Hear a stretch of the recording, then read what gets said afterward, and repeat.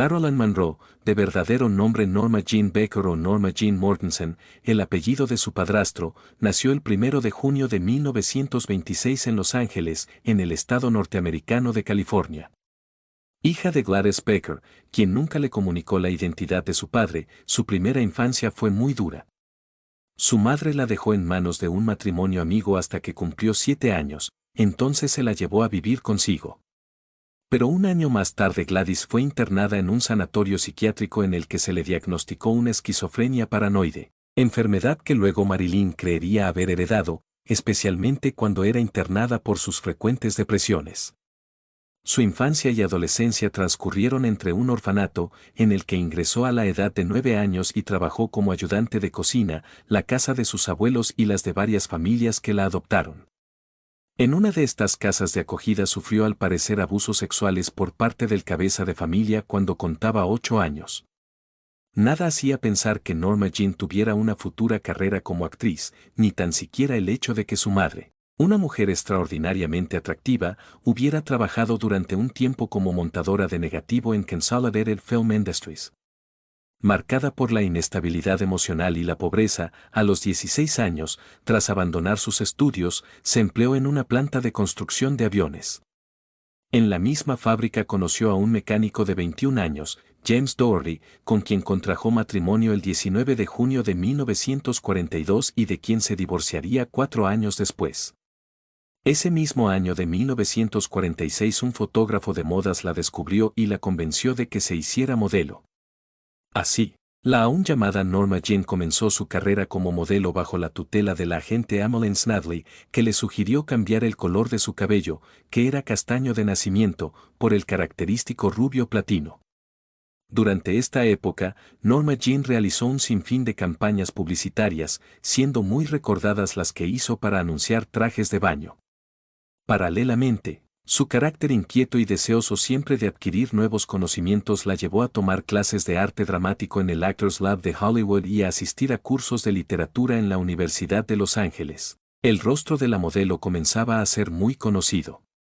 Sus innumerables trabajos publicitarios hicieron que en 1947 el magnate Howard Hughes, propietario de la compañía cinematográfica RKO, le ofreciera hacer unas pruebas de pantalla con el objeto de saber si podía dar juego ante una cámara cinematográfica, pero Norma Jean prefirió aceptar una oferta de la 20ª Century Fox para trabajar unos meses como actriz de reparto. Intervino en 3 películas olvidables en los que no fue debidamente acreditada, y ya entonces se verificó el cambio de nombre. Norma Jean pasó a llamarse Marilyn Monroe. Uno de sus primeros papeles era de figurante entre una multitud. Se trataba de la película de Frederick Hugh Herbert Scudda Who. Scudda Eye, con June Harbour. En un momento del film, Marilyn se separaba del grupo para saludar a la actriz principal. Esta escena, sin embargo, se cortó luego en el montaje y Marilyn recordaba algunos años después: una parte de mi espalda es visible en un plano, pero nadie lo supo aparte de mí y algunos amigos íntimos. Un año después la Fox rehusó renovarle el contrato, por lo que aceptó uno nuevo de parecidas características en Columbia. Para esta compañía actuó en la comedia musical Ladies of the Chorus en el año 1948, de Phil Carlson. Marilyn era una modesta bailarina de striptease llamada Peggy Martin y cantaba 2 canciones. Para preparar este papel recibió lecciones del director musical de la Columbia, Fred Karger, con quien se cree que mantuvo relaciones íntimas. Al año siguiente participó en el que sería el penúltimo filme de los hermanos Marx más o menos al completo, Groucho, Harpo y Chico, Amor en conserva, de David Miller. En la película, Marilyn contoneó sus caderas con tanta donosura que Groucho Marx, que interpretaba al detective Sam Grunion, manifestó por ella con su proverbial histrionismo un bullicioso deseo. A continuación consiguió, ya para la productora Metro-Goldwyn-Mayer, un papel breve pero de suma importancia para su futuro como actriz, en el excelente thriller de John Huston La jungla de asfalto en 1950, interpretaba con bastante soltura a Angela, la amante de un gángster al que acaba por traicionar.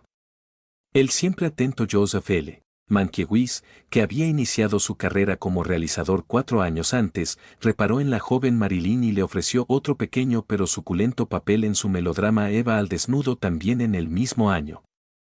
En esta película interpretaba a una superficial aspirante a actriz en lo que podríamos calificar como uno de los primeros papeles que respondían al estereotipo que más tarde se crearía de ella. Poco antes, en 1949, Marilyn, que durante un tiempo compaginó las profesiones de actriz y modelo, dio su primer golpe en aras de la celebridad al posar para una sesión fotográfica cuyo resultado es aún hoy una de las más genuinas imágenes de una pin-up girl. Se trata de las imágenes que muestran en tomas cenitales a Marilyn desnuda sobre un cubrecamas de color rojo. Algunas de las fotos aparecerían ese mismo año en un calendario, y algo después, en 1953, una de ellas sería la portada del primer número de la famosa revista erótica Playboy. Esto, sin duda, fue un verdadero acontecimiento mediático, quizá de los primeros que pueden ser comparados a los que se dan hoy día. Mientras tanto, la actriz no abandonaba su carrera en el cine. Tras realizar algunos papeles secundarios no demasiado destacables, en 1952 apareció en algunos títulos de cierta importancia, bien por sus directores, bien por el trabajo que desempeñó en ellos. Encuentros en la noche, de Fritz Lang, No estamos casados, de Edmund Goulding, el episodio que Henry Castor realizó para el film colectivo 4 páginas de una vida, o Henry's Full House. Y la película de intriga Niebla en el alma, Don't Bother to Knock, de Roy Ward Baker, en el que encarnó de manera muy convincente al personaje de Nell Forbes. Marilyn estuvo verdaderamente espléndida en su papel de Nell, una niñera perturbada que había intentado suicidarse en el pasado y que, desesperada y medio loca tras haber perdido a su gran amor, se disfraza ahora con las joyas de su señora para seducir a un atractivo piloto. La niña a la que debe cuidar aquella noche, Benny, frustra sus planes, por lo que la alucinada muchacha la amenaza primero con destriparla con tanta facilidad como a una muñeca, y luego la amordaza y la ata a la cama. En esta sádica y desquiciada relación con la pequeña, Marilyn dio muestras de una convincente crueldad que, al tiempo que desvelaba sus excelentes dotes dramáticas, tal vez le trajo a la memoria los horrores sufridos durante su propia infancia. Fue sin duda uno de los mejores papeles de su carrera. Pero el filme realmente importante de ese año fue la comedia de enredo Me siento rejuvenecer, Monkey Business, de Howard Hawks, el director que junto a John Huston y Billy Wilder tal vez supo extraer lo mejor de Marilyn Monroe. En esta comedia, verdadero clásico del género escrita por Van Hacht, Charles Lederer y E. A. L. Diamond, hacía el papel de una secretaria rubia y tonta junto a dos verdaderos monstruos del género, Cary Grant y Ginger Rogers. La maestría de la puesta en escena y la espléndida carpintería dramático-cómica de la película era lo que estaba necesitando la carrera de Marilyn, que por fin podía demostrar su valía más allá de lo estúpido que pudiera ser el personaje que interpretara. Además, y como se vería más adelante, fue en la comedia más o menos pura donde la actriz dio lo mejor de sí misma. En 1953 se rodaron las 3 primeras películas en que su contribución era importante. En primer lugar, Niágara, un filme de suspense a lo Hitchcock que dirigió el siempre eficiente Henry Hathaway, pero que no era el tipo de producción idónea para la actriz. Mucho más relevante, ya que tal vez es el título que marca el inicio de Marilyn Monroe como estrella y como mito sexual, es Los caballeros las prefieren rubias, Gentlemen Prefer Blondes, una nueva comedia, esta vez musical, de Howard Hawks. Los caballeros las prefieren rubias, basada en una ingeniosa novela de Anetta Luz, contaba la historia del enfrentamiento de dos coristas, una morena, la turgente Jane Russell, y otra rubia, Marilyn, que tratan de casar a uno de los solterones más deseados y ricos de América. En esta película, plagada de excelentes gags y de provocativos números musicales, Marilyn demostró que era, además de una buena actriz de comedia, una notable cantante y bailarina, con un estilo personal y muy sugestivo. De hecho, el buscado personaje masculino, que interpretó Charles Coburn, optaba finalmente por quedarse con Laurel Ali, la rubia. El tercer trabajo que hizo ese año fue un filme argumentalmente bastante parecido, Cómo casarse con un millonario, How to Marry a Millionaire, de Jan Negulesco, en el que Marilyn y otras 2 actrices, esta vez Patty Grable y Lauren Bacall, se proponían conquistar a un millonario a toda costa. No tan exuberante ni rotunda como la anterior, era una película que explotaba en clave de comedia la disparidad de físicos y caracteres de las 3 intérpretes femeninas y, por tanto, resultaba un trabajo muy a la medida de las aptitudes de Marilyn Monroe. Como consecuencia de estos sensacionales trabajos, en 1954 le sería otorgado el prestigioso Globo de Oro a la mejor actriz. Convertida en menos de un año en una de las estrellas más rutilantes del firmamento cinematográfico hollywoodiense, el 14 de enero de 1954 contrajo matrimonio con el mítico jugador de béisbol Joe DiMaggio, uno de los primeros deportistas estadounidenses cuya popularidad era comparable a la de una estrella del cine. La boda fue uno de los acontecimientos sociales más sonados de ese año, pero solo unos meses después, el 27 de octubre, DiMaggio y Marilyn se divorciaron. A pesar de ello, y según el testimonio de amigos de la actriz, Joe DiMaggio fue, de los 3 maridos que tuvo, el único al que quiso realmente. Cinematográficamente hablando, 1954 no fue un gran año si se compara con el precedente o con los siguientes. Participó en 2 títulos. El primero fue un peculiar cruce entre el melodrama y el western que dirigió Aro Preminger, Río sin retorno, River of No Return, un buen filme coprotagonizado con Robert Mitchum en el que Marilyn no brilló especialmente. El segundo, la comedia musical Luces de Candilejas, There's No Business Like Show Business, realizada por Walter Lang, resultó de un nivel muy inferior a las que había protagonizado el año anterior. Pese a los éxitos profesionales que había obtenido en poco tiempo, su vida personal no era nada satisfactoria. Además del reciente fracaso sentimental con DiMaggio, no cesaba de luchar para demostrar que era algo más que una cara y una figura bonitas. Cuanto más se convertía en una sex symbol, más intentaba no sucumbir a la conformista imagen que proyectaba. El acoso al que era sometida por parte de los directivos de las productoras era constante. Si en sus filmes ella atraía al hombre con su cuerpo y su inocente encanto, en la vida se jactaba de no haber aceptado nunca acostarse con los productores y jefes de los estudios, algo que a buen seguro le habría facilitado las cosas para conseguir mejores papeles, sobre todo en los inicios de su carrera. Por otra parte, su arraigado complejo de nulidad intelectual, segaramente causado por haber abandonado pronto los estudios, la llevó a nuevas actividades. En 1955, por ejemplo, acudió al prestigioso Actors Studio neoyorquino para tomar clases con Strasberg. Inducida por Strasberg, estudió el psicoanálisis con la finalidad de conocerse más a sí misma y hacer aflorar su potencial interpretativo. Strasberg, un hombre generoso, la trató como un padre y le ofreció intervenir en sesiones teatrales del centro, protagonizando obras como Un tranvía llamado Deseo, de Tennessee Williams, y Anna Christie, de Eugene O'Neill. Estos detalles fueron objeto de burlas por parte de ciertos ambientes de Hollywood que se obstinaban en verla como una actriz cuyo único atributo valioso era el de despertar una irrefrenable atracción en los hombres. Las 2 películas en las que intervino a continuación, aunque excelentes, presentaban al personaje que debía interpretar como alguien con más de un paralelismo con esa otra Marilyn de la vida real. Tanto en La tentación vive arriba, The Seven Year Itch, 1955, de Billy Wilder, como en Bus Stop 1956, de Joshua Logan, Marilyn ofreció 2 actuaciones intachables.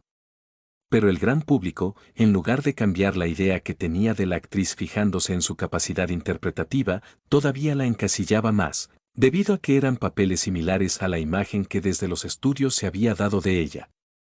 La presión habitual a la que se sometía a una gran estrella, el menosprecio que sentía que le profesaban algunos profesionales de la industria y el descontento consigo misma no tardaron en hacer mella en Marilyn. Su comportamiento en los rodajes era cada día más problemático, con frecuentes impuntualidades, excusas para intempestivas ausencias y malas relaciones con actores y técnicos. Por esta época comenzó a tomarse periodos de descanso en clínicas debido a las depresiones en que cada vez con mayor frecuencia se veía sumida.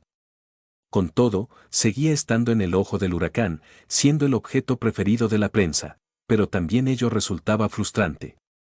Aceptaba conceder una entrevista a la espera de que algún periodista se interesara por sus inquietudes intelectuales, por lo que leía o por el tipo de películas que le gustaría interpretar, pero lo único que encontraba sistemáticamente eran burdas cuestiones de tocador.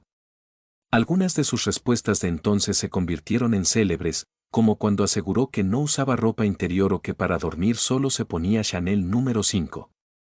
Así es que, inconscientemente o no, la propia Marilyn terminaba contribuyendo a consolidar la percepción que de ella tenía la gente. 1956 fue un año crucial en su vida, ya que el 29 de junio se casó con el dramaturgo Arthur Miller, para lo que debió convertirse previamente al judaísmo. Este enlace fue más sorprendente si cabe para el público y la prensa que el de DiMaggio. Miller, escritor y dramaturgo serio, proveniente de la élite intelectual judía, de posiciones ideológicas abiertamente izquierdistas, se casaba con una mujer que supuestamente era la antítesis, superficial, frívola, sin ideas propias y que aparecía habitualmente en las portadas de la prensa amarilla. Y quienes le auguraron lo peor, acertaron, ya que este tercer y último matrimonio fue un nuevo fracaso personal. La desenfadada e ingenua Marilyn Monroe no congenió con el exclusivo círculo de intelectuales neoyorquinos en que se desenvolvía Miller, y a pesar de que no se divorciaron hasta enero de 1961, pronto se distanciaron de forma irremediable. Entretanto, Marilyn había puesto en marcha un nuevo proyecto que causaba el recelo de los jefes de los estudios, su propia productora. Cansada del maltrato y el desprecio, en 1957 viajó a Gran Bretaña para protagonizar y producir El Príncipe y la Corista, The Prince and the Showgirl, nueva variación algo más dramática del tema de los caballeros las prefieren rubias y cómo casarse con un millonario. Como director y partenaire suyo Marilyn eligió al shakespeariano y muy británico Laurence Olivier. El rodaje fue, como venía siendo habitual, algo turbulento, con enfrentamientos con Olivier, retrasos, pastillas y alcohol. Curiosamente la crítica especializada, que ya había destacado su buen hacer como actriz dramática en Bust Up, fue unánime al señalar que la espontaneidad y el encanto de Marilyn habían eclipsado a Olivier, aunque fue inmisericorde con la película. De regreso a Estados Unidos, volvieron a surgir los problemas, las inseguridades y los temores de Marilyn, un matrimonio que ya no funcionaba, unos estudios cada vez más refractarios a contratarla, por extraño que esto pudiera parecer dada su inmensa popularidad, nuevas depresiones, nuevas estancias en sanatorios o clínicas de descanso, y dos nuevos factores, o cuando menos más acentuados, el consumo de alcohol y de píldoras, en especial barbitúricos. En su siguiente película, Con faldas y a lo loco, Some Like It Hot, 1959, genial y mordaz comedia sobre el amor y el transexualismo en que volvió a dirigirla Billy Wilder, el rodaje se convirtió en un verdadero suplicio. En sus memorias, Wilder lo recordaría como la experiencia más traumática de su carrera debido al imprevisible comportamiento de la actriz, que nunca llegaba a la hora o que, simplemente, tenía que repetir hasta 65 veces un plano en el que tan solo tenía una frase. No obstante, y gracias en cierto modo a la buena química que había con los otros dos actores principales, Tony Curtis y Jack Lemmon, el resultado final fue satisfactorio. El trabajo de Marilyn sería premiado en 1960 con un nuevo Globo de Oro, esta vez en la categoría de Mejor Actriz de Comedia o Musical. En 1960 coprotagonizó junto al actor francés Yves Montand del film de George Cukor El multimillonario, Let Us Make Love. Aunque con un planteamiento habitual en la filmografía de Monroe, chica humilde pero con ansias de superación que encuentra el amor en un hombre rico, Cukor imprimió al argumento un mayor acento dramático. Era una producción suntuosa, correctamente realizada, y con un buen trabajo de la pareja protagonista, pero aún así había algo en el conjunto que no terminó de funcionar. Durante el rodaje, Monroe y Montand tuvieron un romance que no pasó a mayores. Marilyn se enamoró del actor, pero para Montand no era más que una aventura. Una vez más, la mujer más deseada del mundo no encontraba o tenía dificultades para conservar un amor. Su última aparición cinematográfica, si descontamos la incompleta y no estrenada película de Cukor Something Has Got to Give, fue para muchos críticos y aficionados el mejor trabajo de cuantos realizó Marilyn Monroe. Dirigido por John Huston y con guión del aún marido de Marilyn, Arthur Miller, Vidas Rebeldes, The Misfits, 1961, era un filme elegíaco, tocado con la rara cualidad de lo irrepetible, que unía en la pantalla a tres grandes actores, Clark Gable, Montgomery Clift y Marilyn Monroe, tres estrellas que además estaban atravesando por distintos motivos unos momentos personales especialmente delicados. Los últimos meses de la vida de Marilyn presentan una serie de zonas oscuras que probablemente nunca lleguen a esclarecerse, como su relación con el entonces presidente de Estados Unidos, John F. Kennedy, que parece probado que fue de naturaleza íntima, o más tarde con el hermano de este, el senador Robert Kennedy, en la que algunos indicios pueden hacer pensar que fue tan solo de amistad. De cualquier modo, los nombres de ambos aparecieron entonces y siguen apareciendo hoy en el asunto de la muerte por suicidio de la actriz, que falleció el 5 de agosto de 1962 a causa de una sobredosis de barbitúricos en su casa de Brentwood, California.